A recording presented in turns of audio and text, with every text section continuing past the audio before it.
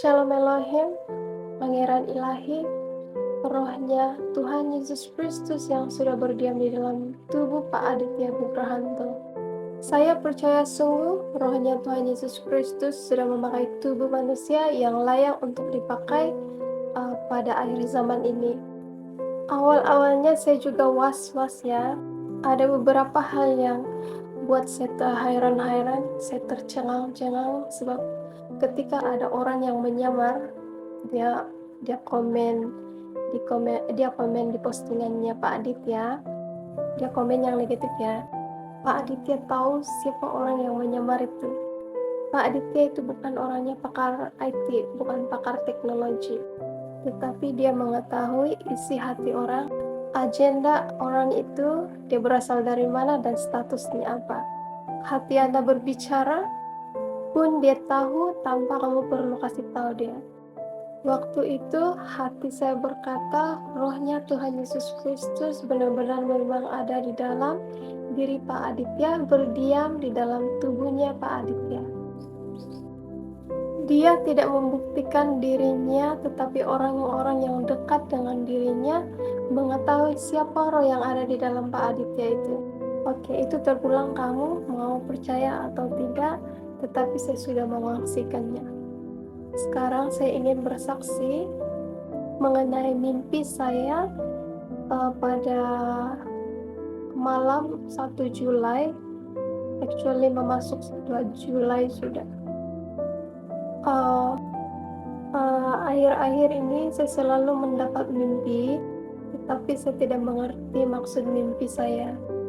Banyak mimpi yang saya dapat, tetapi hampir semuanya saya tidak diberi pengertian.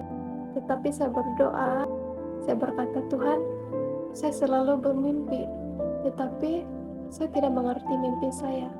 Apalah gunanya saya bermimpi kalau saya tidak mengerti mimpi saya?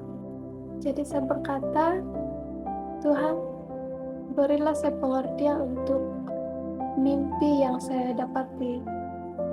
Dan saya mendapat pengertian mimpi yang saya dapat pada 1 Julai itu, malam 1 Julai, yang berbicara tentang waktu pemerintahan 666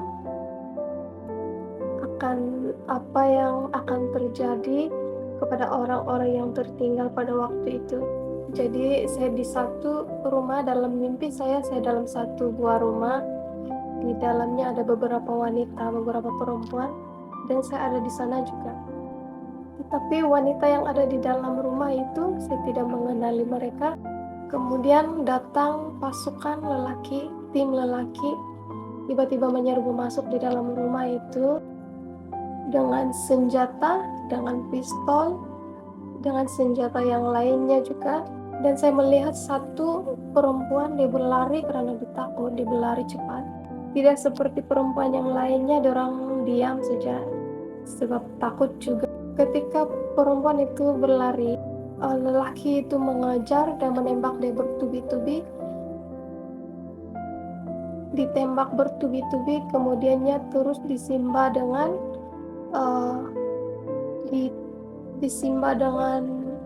minyak panas ataupun air panas.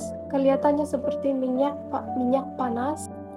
Perempuan itu meraung-raung kesakitan dan badannya merah masak. Badannya menjadi masak. Dia masih dalam kesakitan akibat ditembak, kemudian dia disimba oleh minyak panas itu.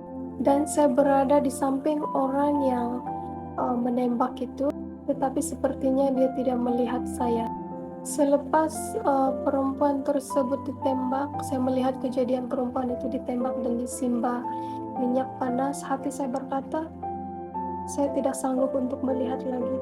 Dan waktu itu, lepas saya katakan begitu, saya terbangun. Saya terbangun tidur.